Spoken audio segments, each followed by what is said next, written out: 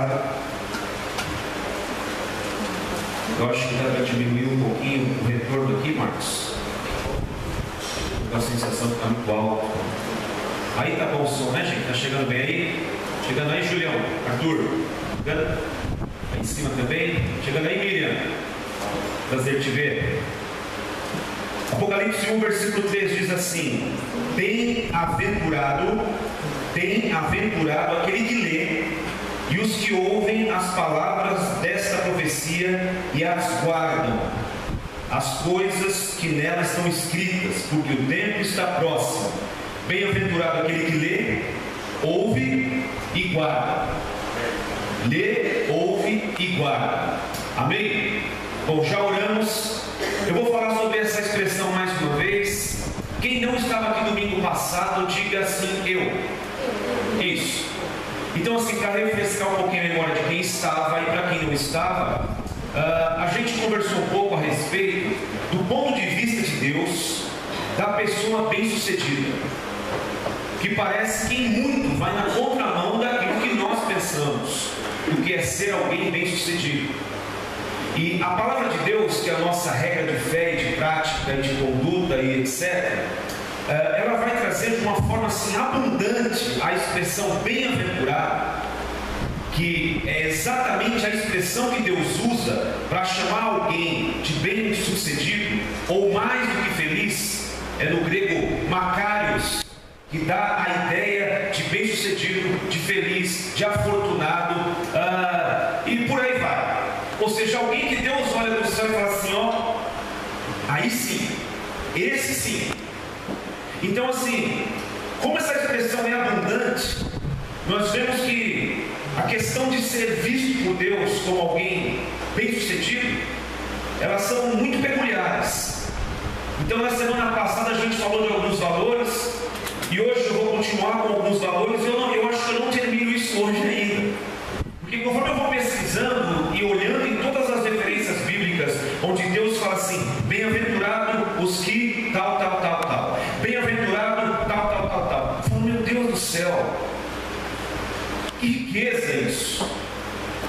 Então hoje a gente vai falar um pouco sobre essa expressão. Já no Apocalipse a gente já vê: bem-sucedido, afortunado, mais do que feliz é aquele que lê, aquele que ouve e aquele que guarda. Amém? Então, assim, se nós não lemos, se nós não ouvimos e se nós não guardamos, já há uma enorme bem-aventurança que não está sobre nós. O próprio Senhor Jesus, no Sermão dos Sermões, que é Mateus 5, Mateus 6 e Mateus 7, tudo que se entende por vida cristã, escrito depois por Paulo nas suas cartas, por Pedro nas suas cartas, por João, tudo que se entende como regra de vida para a vida cristã, foi extraído do sermão de Jesus em Mateus 5, 6 e 7. Sermão este que foi conhecido como o sermão das... Me lembra? Das bem-aventuranças, aonde o texto vai dizer: subiu um monte, e nesse monte a multidão se reuniu ao redor dele, abrindo a sua boca começou a dizer: bem-aventurados os pobres de espírito, bem-aventurados os mansos, bem-aventurados os que choram, bem-aventurados os pacificadores, bem-aventurados os que têm fome e sede de justiça, bem-aventurados os que sofrem perseguição por causa da justiça, bem-aventurados que sofrem perseguição por causa de mim e do Evangelho. Então ele vai dizendo aí muitas facetas daquele que é bem sucedido, mas hoje eu não vou entrar nelas ainda. Então, assim, a primeira coisa que eu quero tratar com vocês está no Salmo, onde Deus vai olhar alguém bem-aventurado. E no Salmo 112, no versículo 1, o texto vai dizer assim: louvai ao Senhor, bem-aventurado o homem que teme ao Senhor e que em seus mandamentos tem grande prazer. Eu reparando nisso, e na sequência desse Salmo 112, ele vem com mais algumas promessas. Eu não sei se são 9, são 10 promessas bíblicas nesse Salmo, mas elas começam dizendo assim: bem-aventurado, Macários, bem-sucedido, venturoso, mais que feliz, aquele que teme ao Senhor e que em seus mandamentos tem grande prazer. Quando eu olho para esse texto, eu olho para essa expressão, que feliz é aquele que tem prazer nos mandamentos de Deus, grande prazer. A conclusão que eu chego é: feliz, bem-sucedido, é aquele que encara a sua relação com Deus sem peso. Deus olha do céu a pessoa feliz, cuja relação com Ele, com Jesus Cristo, é uma relação sem peso. Como assim, pastor? É aquele que desenvolve uma relação tão bonita com Jesus Cristo, que os deveres e obrigações que estão presentes na vida cristã não são encarados como deveres e obrigações. Não sei se dá para entender isso. Porque parece que algumas pessoas vão servindo numa religião recheada de deveres e obrigações, e vai chegando uma hora, depois de 1, 2, 3, 5, 10 anos, esse negócio fica tão pesado, fica tão chato, fica tão sem graça, e a gente vai vivendo um cumprir de deveres e obrigações, e não foi isso que Deus preparou. Já no Antigo Testamento, Deus vai dizer para nós assim: bem-sucedido, bem-aventurado é aquele que tem grande prazer nos mandamentos de Deus. A vida cristã não são só promessas, a vida cristã não são só benefícios, a vida cristã não são só mensagens de esperança. A vida cristã também traz deveres, responsabilidades e obrigações, sem dúvida. Mas viver uma vida cristã movida por deveres e obrigação, ou seja, tudo que fazemos encaramos como um dever e uma obrigação, chega uma hora que a gente não aguenta. Chega uma hora que vive uma chatice. Os fariseus na época de Jesus, eles viviam uma religião de deveres e obrigações. Eles tinham 613 mandamentos. 300 e alguma coisa faça, e mais 300 e não sei o que não faça. Então eles viviam debaixo desse jugo de deveres e obrigações, de faça e não faça. Então esse jugo era pesado sobre as pessoas. Por isso até mesmo que Jesus vai dizer em Mateus 11, versículo 28: vinde a mim, todos os que estão cansados e sobrecarregados, e eu vos aliviarei. Aprendei de mim, que sou manso e humilde de coração, e encontrareis descanso para as vossas almas, e tomai sobre vós o meu jugo, porque o meu jugo é suave e o meu fardo é leve. Quando Jesus usa essa expressão em Mateus 11, 28, era exatamente isso que ele estava falando, que eu estou mencionando para vocês. Em Mateus capítulo 23, Jesus vai dar vai sentar madeira mesmo, literalmente, nos fariseus, usando umas expressões não muito educadas, tipo raça de víboras, tipo hipócritas, tipo coisas desse tipo. Ele vai dizer assim para eles: fariseus hipócritas, vocês colocam sobre as pessoas fardos difíceis de carregar, mas vocês mesmos nem com um dedo sequer põem a mão nesses fardos. Quando Jesus vem dizendo: vocês que estão sobrecarregados, cansados, sobrecarregados, vinde a mim que eu vos aliviarei, era exatamente o peso das obrigações religiosas que ninguém conseguia cumprir. E Jesus diz: olha, vem, porque eu tenho uma vida diferente, uma vida leve. Eu quero que você me sirva e viva comigo por um privilégio, não por uma obrigação. E parece que nos nossos dias, no século 21, a religiosidade tem tomado conta das igrejas, inclusive das igrejas chamadas de evangélicas, em que as pessoas parecem que vão cumprir obrigações para receber benefícios, que é a síntese do paganismo. Então, um filósofo venezuelano chamado Otto Maduro, ele deu uma definição interessantíssima do que é realmente a religião.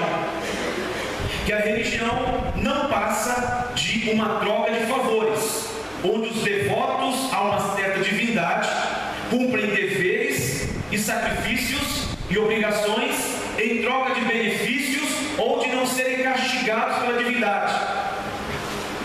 Definição sobre religião: cumprir deveres e sacrifícios e obrigações para receber benefício da divindade ou não ser castigado pela divindade. Isso é a essência do paganismo. Então, quando alguém diz assim, vamos fazer 7 semanas de não sei o que para a gente receber algo, isso é paganismo, isso não é cristianismo. Você vai ficar indo lá 7 vezes sem poder faltar para poder receber algo. Isso é cumprir deveres e obrigações para receber benefício. Isso é paganismo, não é cristianismo. Isso causa peso nas pessoas.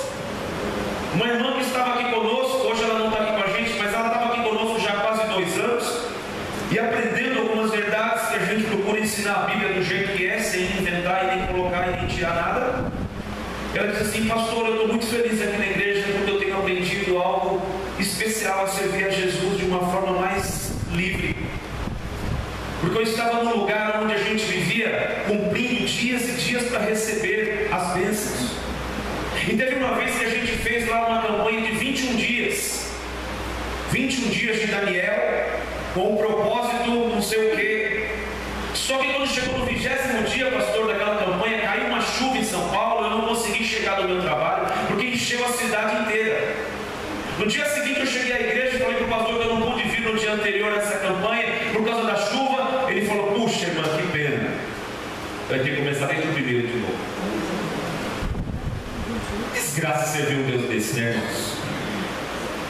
Desculpa, mas não é desgraça, é desprovido de graça servir um Deus como esse. Imagina Deus do céu lá, 1, 2, 3, 4, 20. Aí a mulher não chegou por causa da chuva. Agora que eu ia te dar uma bênção, vai ter que começar de novo. 1, 2, 3, até chegar no 21 para receber. Então, assim, irmãos, nós precisamos servir a Deus por um privilégio de servir a Deus. Às vezes, irmãos, para a gente orar, a gente ora porque precisa de alguma coisa, por uma obrigação. Às vezes a gente lê Bíblia porque alguém disse que tem que ler, porque se a gente não ler, a gente não vai ser abençoado. Então vamos ler alguma coisa aí porque alguém disse que tem que ler. Parece que a gente vai servir a Deus, para a gente vai ficar numa escala ali, um dia no mês, e tem gente que já diz: ó, só coloca eu um dia, e tal dia não põe, tal dia não põe. Essa secretária falou para mim: então não coloca dia nenhum, pode tirar, não precisa colocar mais. Alguém fica 2, alguém fica 3, porque parece que tudo que a gente faz é obrigação, é dever. Nem parece que temos alguma consciência que alguém encarnou, alguém divino que criou tudo que existe, ou seja, tudo que há na terra e nos céus. Ele encarnou, viveu aqui como homem, e sofreu e padeceu na mão dos pecadores, para poder com o seu sangue lavar os pecadores, dos quais nós estamos incluídos nisso. Amém. E esse preço caríssimo que foi para nos comprar e nos dar uma vida que não tem fim, parece que isso não tem tanto significado, porque não há um privilégio de poder servir a Ele com alegria. Já no Antigo Testamento, o Salmo 100, no versículo 3, vai dizer assim: servir ao Senhor com alegria. Servir ao Senhor com alegria. Jesus já tirou o peso da religião, das obrigações. Amém, irmãos? Servir ao Senhor como um privilégio. Servir a Deus com alegria. Viver uma vida carregada de deveres e de obrigações vai chegar uma hora que se tornará insuportável. O apóstolo João, lá no finalzinho da Bíblia, na primeira carta, no capítulo 5, no versículo 1 a 3, ele vai dizer assim: todo aquele que crê que Jesus é o Cristo é nascido de Deus. Todo aquele que ama ao que o gerou também ama ao que dele é nascido. Nisto conhecemos que amamos os filhos de Deus, quando amamos a Deus e guardamos os seus mandamentos. Porque este é o amor de Deus, que guardemos os seus mandamentos, e os seus mandamentos não são pesados. E os seus mandamentos não são pesados. Irmãos, acenda uma luz vermelha de alerta quando tudo que você vai fazer que estiver relacionado a Deus for algo chato, pesado, sem graça, porque é um grande sinal que você está deixando uma enorme bem-aventurança. Bem-aventurado aquele que teme ao Senhor, e em seus mandamentos tem grande prazer. O salmista vai dizer no Salmo 37, versículo número 4: deleita-te também no Senhor, e Ele te concederá o que deseja o teu coração. Só que a gente só vai na parte B do versículo, considerar o que deseja o meu coração. Só que na parte A do versículo parece que é uma condicional. Tenha prazer, deleitar é ter prazer.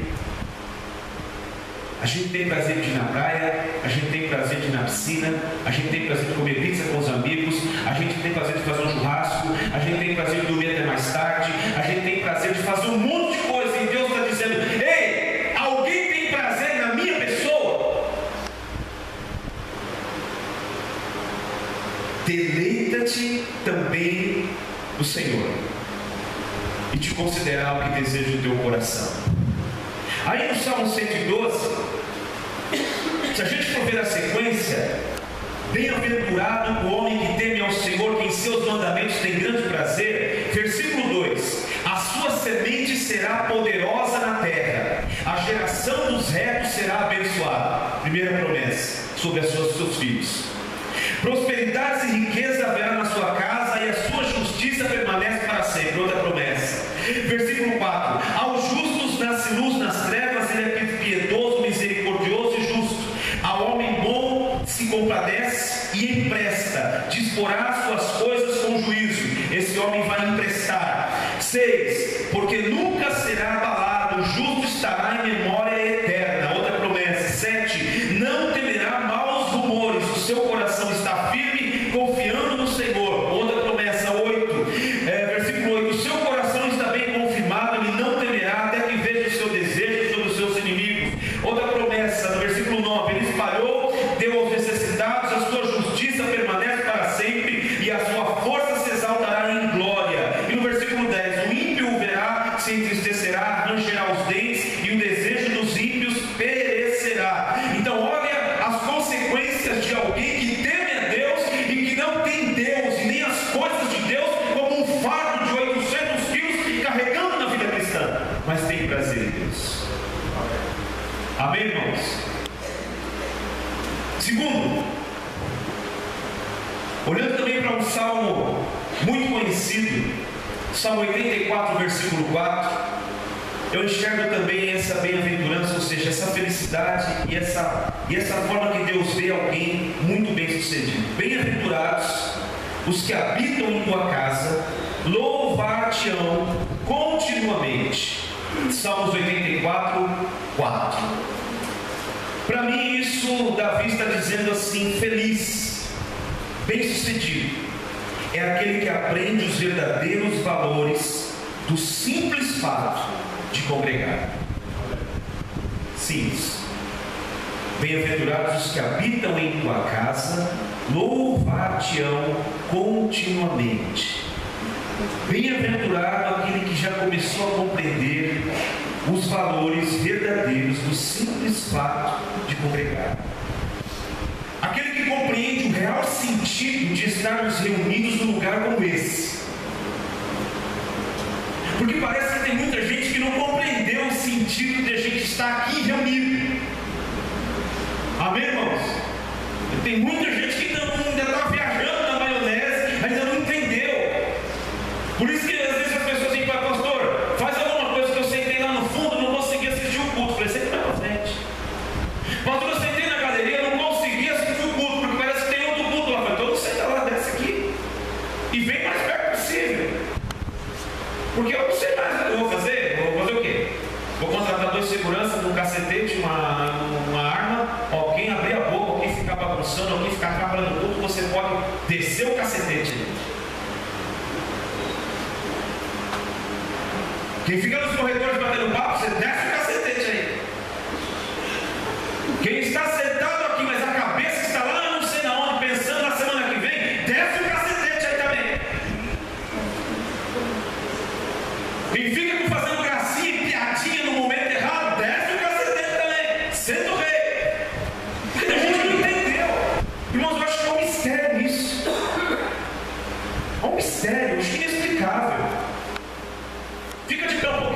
caros de nós. Fiquem de pé um pouco. Acho que a maioria de nós conhece essa figura, sim ou não? São 56, 57 anos de evangelho. Pode sentar isso. 60. Meu Deus do céu. Acho que muitos de nós não têm 60 de vida, ele tem 60 de evangelho. Quando ele vai lá para o Cícero, que mora na praia, o filho mais velho dele, ele me liga e diz: filho, eu estou indo para o Cícero, eu quero que você me libere. Você pode me liberar para passar uns dias lá com o Cícero? Porque se é o meu pastor, se você não liberar, eu não posso ir. Olha isso. É um dos fundadores desse negócio todo aqui que a gente está vivendo, chamado Pentecostal da Bíblia. Ele pediu permissão. O Zé Mané queria, mas eu deixo ele. Tem cabimento. Mas assim, quando eu converso com o Cícero diz que o primeiro dia, o segundo dia, ele fica bom lá, bonzinho, tá? Vai dando o terceiro, quarto, porque ele fica inquieto. O que você tem, pai? Eu preciso ir para a igreja, Cícero. Eu preciso estar lá com os meus irmãos, Cícero. Eu preciso estar na casa de Deus, eu preciso estar lá ouvindo a palavra, eu preciso estar na igreja ouvindo o meu pastor pregar, Cícero. Eu preciso estar me alimentando de Deus, Cícero. Aí os outros 2, 3 dias ele fica lá inquieto, sem saber o que ele faz. Vai para lá, vai para cá, senta, lê a Bíblia, ora, porque ele quer estar aqui. São 60 anos de evangelho. Pergunta quando ele pensou em se desviar, se teve algum dia. Pergunta quando ele pensou em largar o chamado que ele tem de homem de Deus, de pastor, de líder. Pergunta quando ele pensou em largar, se teve esse dia. Pergunta quando as tristezas foram maiores do que a graça de Deus na sua vida. E olha que foram muitas tristezas. Pergunta qual foi esse dia. Agora pergunta onde está o prazer de um homem como esse. Ele não está aqui porque tem uma obrigação a cumprir. Ele não está aqui como um pagão que está cumprindo um sacrifício de obrigação para ver se Deus dá uma benção para ele. Porque ele sabe que as bênçãos de Deus vão correr atrás de nós e nos alcançarão. Nós não corremos atrás delas. Então assim, eu estou com 22 anos de evangelho. Algumas pessoas disseram assim para mim: Jair, eu sei que você está assim, meu, querendo ir no culto, querendo ler isso, ler aquilo, com Bíblia debaixo do braço, o livro do pastor do braço, e querendo ir em seminário não sei na onde, querendo aprender não sei o que lá, e escutando não sei o que no ouvido aí de pregação, mas é porque você está no primeiro amor. Logo, logo isso passa. 20, 21 anos vai fazer isso. E não passou. E não passou. Eu tenho muito mais prazer em Deus hoje do que há 20 anos atrás, quando alguém disse que eu estava no primeiro amor. Agora, irmãos, eu sei que Deus não tem um cartão de ponto lá, uma máquina lá que ficam picotando o cartão para as vezes que a gente vem aqui cultuar. Eu sei que Deus não tem. E Ele vai dar um galardão maior para quem estiver lá e não faltou, e foi muito frequente. Também não vai ser assim. Só que às vezes nós estamos deixando um valor que Deus preza muito. O melhor momento da igreja primitiva, em Atos capítulo 2, que é o nascedouro da igreja. Primeira pregação, 3.000 se convertem. Segunda pregação, a igreja vai para 5.000. A Bíblia vai dizer que eles estavam todos os dias no templo louvando e bendizendo a Deus e caindo nas graças de todo o povo, e todos os dias acrescentavam ao Senhor aqueles que haviam de ser salvos. Eles tinham prazer em estar juntos na presença de Deus, na casa de Deus. Eles tinham alegria em estar juntos. Aí vem os hereges dessa internet que vai lançando um monte de veneno, um monte de porcaria, e as pessoas começam a entender que podem ser crentes autônomas, que podem fazer o que quiser da vida, que pode aparecer quando quiser. Por isso que esfria, por isso que desvia, por isso que cai em pecado, por isso que perde as forças, por isso que não aguenta as tribulações, porque despreza valores que Deus preza, gente. Pastor, eu não concordo. Tá bom. Davi foi o homem segundo o coração de Deus, sim ou não? Ele viveu no Antigo Testamento, mas lá ele tem muitos lampejos do que a gente vive hoje. É interessantíssimo você reparar com cuidado na vida de Davi. Salmo 27, versículo 4, Davi vai dizer assim: uma coisa pedi ao Senhor e a buscarei, que eu possa habitar todos os dias na casa do Senhor, para contemplar a formosura do Senhor e aprender do seu santuário. Bom, Davi não foi nada perfeito, muito pelo contrário. Se tem alguém na Bíblia que cometeu algumas coisas terríveis, fez besteira à vontade, foi Davi. Mas mesmo assim, Deus continuou tratando Davi como um homem segundo o meu coração, diz o Senhor. Samuel foi muito melhor que ele. Enoque foi arrebatado e não viu a morte. Elias foi levado ao céu e não viu a morte. Abraão foi chamado de pai na fé. Moisés, uma lenda judaica. Mas Deus olha para Davi e diz: homem segundo o meu coração. E esse homem segundo o coração de Deus diz: uma coisa pedi ao Senhor e a buscarei, que eu possa habitar todos os dias na casa do Senhor, para contemplar a formosura do Senhor e aprender no seu santuário. É isso que a gente vem fazer num lugar como esse. Contemplar a formosura do Senhor aponta para a adoração, o nosso coração voltado como oferta viva a Ele, e aprender no seu santuário. Aprender o que? Aprender de Deus, porque conhecereis a verdade vos libertará. A gente aprende aqui para viver acolá. É isso que a gente vem fazer aqui. Mas parece que não tem mais importância. Às vezes eu recebo mensagem do pastor: eu não vou estar hoje porque eu vou comprar o presente do chá de bebê. Eu falei: mas espera aí. Sabe aqueles adolescentes que adoram matar o culto? Quem foi o adolescente que matava culto aí, presidente? Confesso o pecado. Levanta a mão aí. Não vou levantar a mão? Só eu? Parece que a gente faz a mesma coisa com Deus, gente. A gente não vê a hora de arrumar alguma coisa para colocar no horário do culto, para a gente poder não vir o culto e ter uma desculpinha para falar que não veio. É igualzinho um adolescente que odeia ir para a escola, que não quer ir para a escola. Ah, hoje é meu aniversário, não vou para a escola. Primeira coisa que os adolescentes fazem é isso: hoje é meu aniversário, não quero saber da escola. Porque quando ele vai à escola, tem uma carga de coisas lá para aprender, então ele não gosta de lá. Pelo menos alguns, né? Tem alguns que não. Tem alguns, eu, por exemplo, a escola não era meu lugar preferido. A quadra de futebol era muito mais legal. Mas veja, a gente faz isso com Deus, com a igreja, com o culto. Amém, gente? Às vezes a gente está programando alguma coisa lá no fundo para comer uma cantina, vamos arrecadar alguns valores, e tem gente que não precisa estar lá, mas para matar o culto, ele dá a voltinha, vai lá, não ajuda em nada e fica lá enchendo a paciência dos outros e batendo papo para matar o culto. Então, assim, bem-aventurado os que habitam em tua casa, louvar-te-ão continuamente.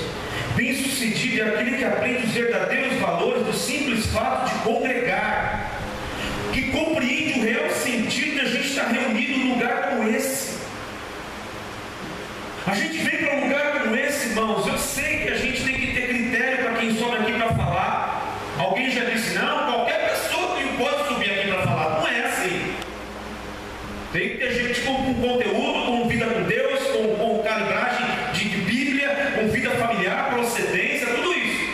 Mas quando a gente vem para um lugar como esse, irmãos, não importa quem ele vai pregar, se vai ser esse, se vai ser aquele, ou se vai ser o outro. Não importa direito o que a gente vai cantar, se os acordes serão cheios de 11ª, 19ª, ou se vai ser dó, ré e mi. Não importa isso. Deus não olha para ficar: nossa, cara, arrebentou essa nota aí.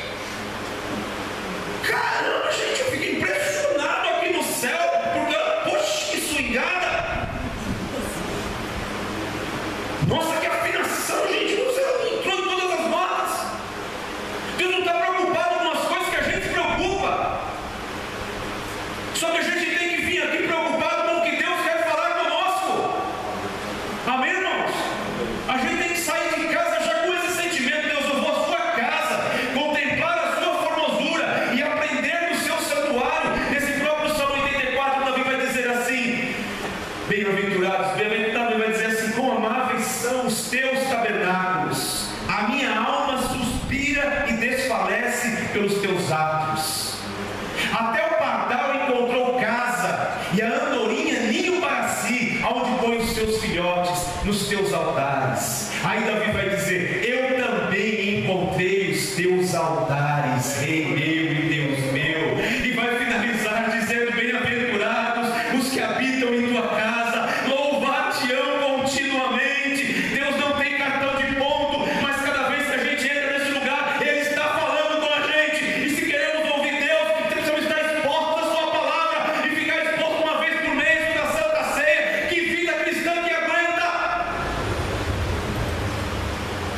Hebreus capítulo 10, versículo 25, o texto vai dizer: não deixemos de congregar, como é costume de alguns, quanto mais agora que vai se aproximando aquele grande dia. Não deixemos de congregar, como é costume de alguns. Eu falei de paganismo, né? Mas, por exemplo, quem foi que disse que é só no domingo que a gente tem que vir à igreja? Foi Jesus? Foi algumas cartas de Paulo? Pedro? Foi Davi no Antigo Testamento? Quem fez isso, gente, foi o Papa lá no ano 600 que trocou o sábado judaico para o domingo. Aí esse crentaiado entende assim: dia de ir no culto é de domingo. Quando tinha essa trava de discussões a respeito do sábado, que era algo sagrado, depois o catolicismo inventou para o domingo e chamou o domingo de dia do Senhor, etc e tal. Quando houve essa mudança, antes disso era o sábado, e havia muita discussão por causa do sábado, porque as pessoas viviam as suas vidas do jeito que queriam e vinham para o sábado para a sinagoga, numa religião exterior, numa religião sem vida, numa religião morta, mas todo sábado estava na sinagoga. E naquelas discussões Jesus vai dizer assim: olha, o sábado, o homem não foi feito por causa do sábado, mas o sábado por causa do homem, e o filho do homem até do sábado ele é Senhor. A partir da nova aliança, qual é o dia de vir à igreja? O dia de vir à igreja é o dia que tem culto, é o dia que eu tenho que estar na igreja. Se há empecilhos, há empecilhos. O problema é a gente diz assim: não, domingo eu vou. Domingo eu vou. Se não tiver nenhuma festa, se não tiver nenhum churrasco, se não tiver nenhum presentinho de amigo secreto de fim de ano para comprar, porque aí eu vou no domingo, porque é legal ir no domingo no shopping para comprar o presente, aí a gente vai. Aí depois vem esse Luiz: pastor, oração por mim, pela minha vida espiritual. Caça sapo, né, gente? Vai caçar sapo, como diria minha avó, caça sapo com bodoque. Sabe o que é bodoque? Estilingue. Vai caçar sapo com bodoque.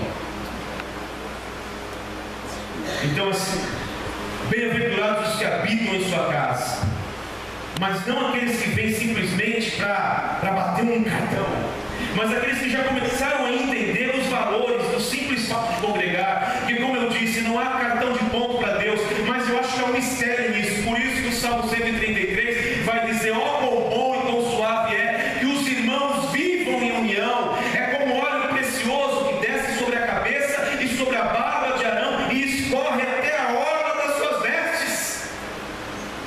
Gente, é um mistério quando o corpo de Cristo, a comunidade cristã se reúne para adorar o seu nome, para ofertar ao reino, para ouvir a sua palavra. Há um mistério. Por isso que a gente vê um homem com 60 anos de evangelho, pergunta quando ele desanimou de servir a Deus.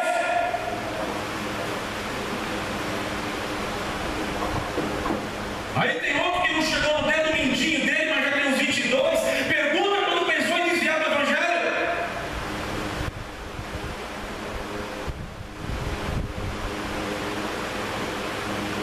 Bem-aventurados os que habitam em tua casa, louvar-te-ão continuamente. Dá uma olhada para isso, porque a gente olhar pelo que a gente tem, porque nós somos assim: se as coisas estão dando certo, está entrando dinheiro, dá para a gente comer no restaurante de vez em quando, carro está abastecido, conta positiva, dá para dar um passeio, a gente diz: Deus está me abençoando. Pode ser que sim, mas talvez não. Tem uma certa parábola que Jesus conta, quando chega dois camaradas para ele, e um deles diz assim: o Senhor, faz o seguinte, esse meu irmão aqui não quer dividir a herança comigo. Jesus olhou e falou assim: o que eu tenho com isso? Quem que me colocou como repartidor de herança de nego avarento? Não tem nada com isso não. Aí Jesus vai e conta uma história. Um homem tinha uma grande fazenda, uma grande lavoura, e naqueles períodos a sua lavoura rendeu demais e muito fruto. Aquele homem, na sua colheita, viu que os celeiros não cabiam a sua colheita e disse: eu vou construir celeiros maiores, porque Deus está abençoando. E aí ele construiu os celeiros maiores e acomodou toda aquela colheita. Depois ele deitou numa rede, pegou uma brama bem gelada, sentou lá e disse assim para a sua própria alma: ó alma, tens em depósito bens para muitos anos, agora come, bebe e folga. Jesus contando a história para aqueles dois camaradas. De repente, uma voz vem e ecoa no ar: louco, essa noite te pedirão a tua alma, e o que tens preparado para quem será? Aí Jesus finaliza: assim é aquele que é rico para com os homens e miserável para com Deus. Então na nossa cabeça está assim: se as coisas dando certo, tem um dinheirinho no bolso, tá? A gente acha, não, Deus está me abençoando. Nem sei. Esse homem da parábola estava abençoadíssimo, mas foi chamado de louco. Então assim, Jesus olha, e a gente vê o Davi dizendo: bem-aventurado. Davi tinha palácio, Davi tinha exército, Davi tinha um reino unificado, Davi era reconhecido, um grande homem de sucesso. Mas ele vai dizer assim: bem-aventurado não é um homem que tem palácio, não é um homem que tem cavalos, exército, várias mulheres, e é conhecido, e é muito cheio de pompa. Bem-aventurados que habitam na tua casa, estes louvar-te-ão continuamente. Quer uma vida cristã verdadeira? Comece a rever esses valores em nome de Jesus. Comece. A gente tem um caderno ali, onde a secretária ou uma das irmãs anota tudo o que acontece no culto. Um relatóriozinho, né, que vai ser colocado lá. Fez o outro, eu vou dar uma olhada lá. Eu gostaria de ter algumas surpresas, sabe? Ter algumas surpresas. De olhar para aquele cara e falar: nossa, terça-feira, tudo isso de gente aqui para estudar, que maravilha. Nossa, quinta-feira, tudo isso de gente aqui para assistir o culto, para ouvir a palavra de Deus, que coisa boa. Nossa, no domingo também, gente, olha só, parece que tudo mudou, era 120, 130, aumentou para você. Olha só. Só que, às vezes a gente vai ouvir isso aqui, irmãos. Aí na terça-feira você vai chegar no trabalho, 6 horas, 7 horas, 7h30, e falar assim: ah, tá, Marcelo Rezende na televisão, corta para mim.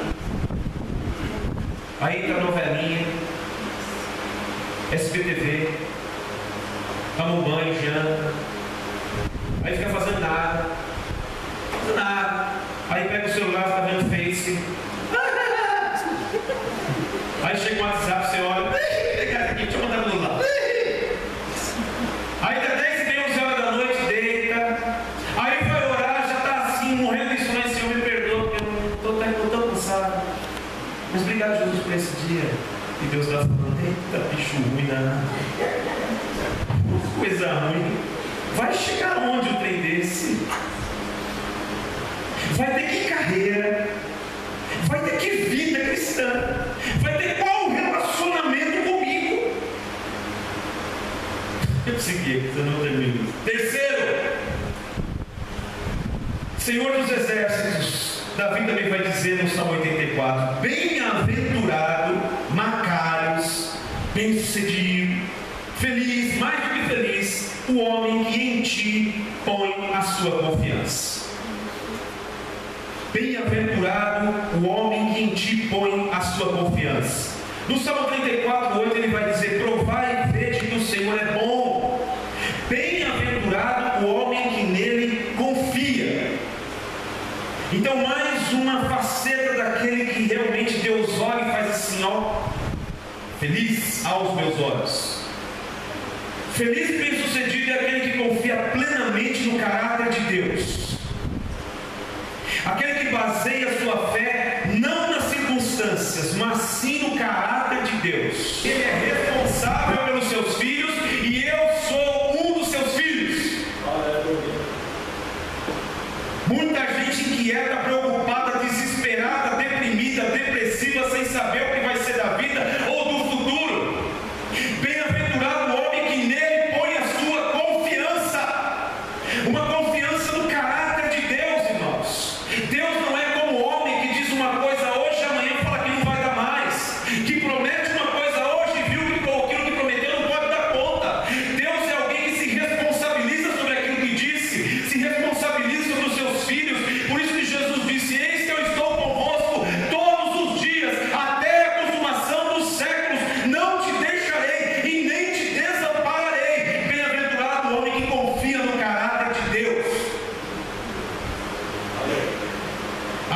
não apoia a sua esperança na força do próprio braço, nas suas próprias habilidades, na sua própria formação acadêmica, no seu próprio cargo público.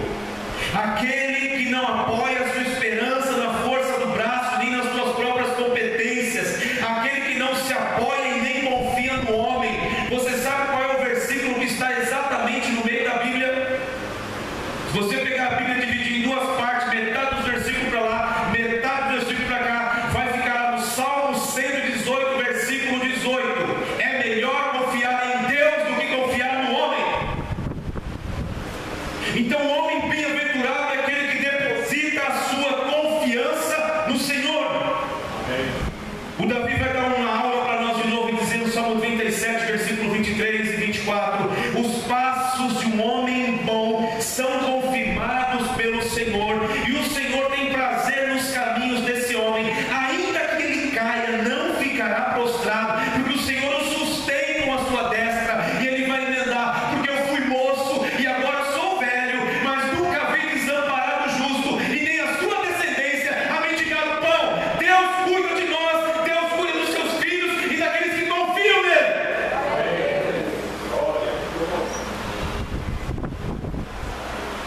Por isso, naquele mesmo salmo do deleite também no Senhor, que é o Salmo 37,4, no Salmo 37,5, para o bem-aventurado, Deus diz assim: entrega o teu caminho ao Senhor, confia nele, e o mais ele.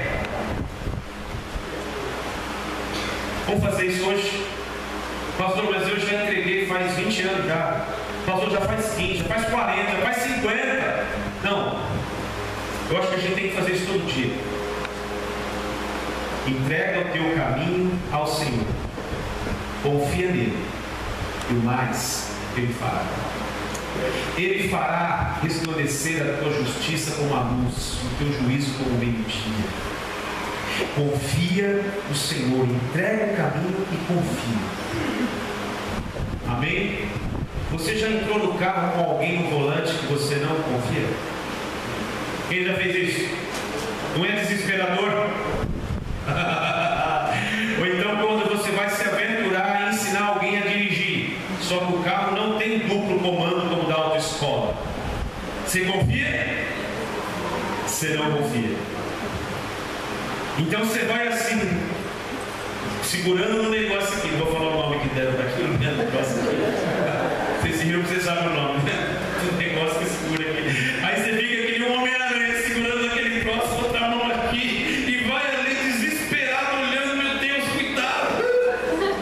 Eu tenho uma cunhada minha que eu não vou contar qual é, porque tem várias, de repente algumas estão aqui, podem se ofender. Mas eu estava com uma delas outro dia no banco do passageiro, alguns anos atrás, gente. Cara, aquelas faixinhas que tem entre os carros andar, para ela não significa nada aqui. Aquelas faixinhas pontilhadas que tem assim, né? Cara, vai, muda, aí na curva, parece carro de Fórmula 1, vem comendo com as 4 faixas. Não sei por que esses caras estão buzinando. Eu falei: também não. Então, às vezes você está com alguém que não sabe direito para onde está indo ou o que está fazendo, irmãos, é desesperador. Mas quando nós dissemos assim: Senhor, eu entrego a minha vida a Ti, porque eu cansei de ser dono de mim mesmo, porque eu cansei de remar e remar e remar e ver que eu não chego a lugar nenhum. Quando a gente entrega a nossa vida a Ele, Ele vai dizer: eu sei como conduzir o teu caminho, aleluia. Entrega o teu caminho ao Senhor, confia nele, porque esse é bem-aventurado, ele tem um caráter fiel. Quarto lugar, bem-aventurado, feliz, bem-sucedido, aquele que não perdeu e nem perderá de vista o alvo maior que dá todo sentido à fé cristã. Eu vou repetir isso. Bem-aventurado, feliz, bem-sucedido, aquele que não perdeu e nem perderá de vista o alvo maior que dá todo sentido à fé cristã. Qual é esse alvo maior? Ele vem buscar a sua igreja. Jesus vem buscar a sua igreja. Bem-aventurado aquele que não tem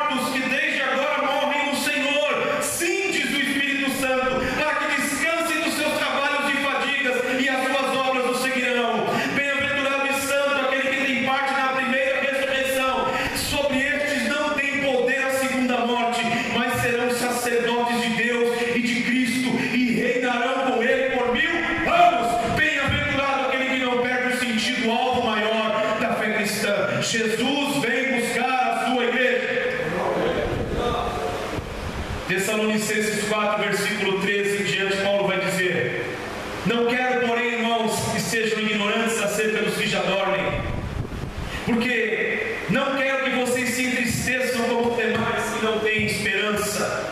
Porque se cremos que Jesus morreu e ressuscitou, assim também aos que em Jesus dormem, Deus os tornará a trazer com Ele.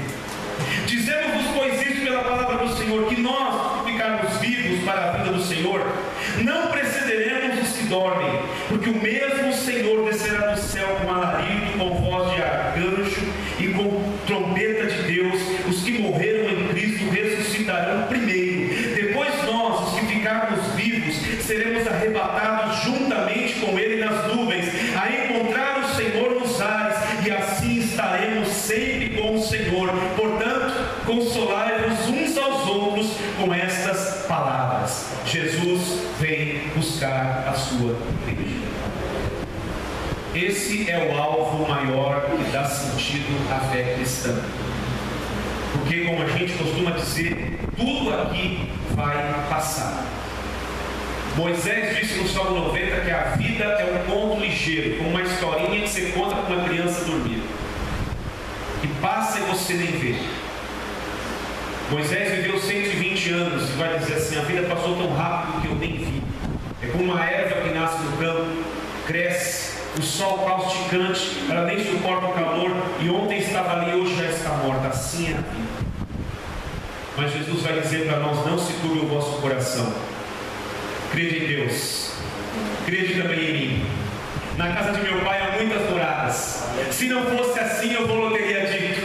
Portanto, eu vou e vou preparar lugar. E quando eu for e preparar lugar, eu virei para vós e vos levarei para mim mesmo, para que onde eu estiver, estejais vós também. Porque todo aquele que crê em mim, ainda que esteja morto, viverá. Aleluia! Bem-aventurado. Deus abençoe a sua vida em nome de Jesus.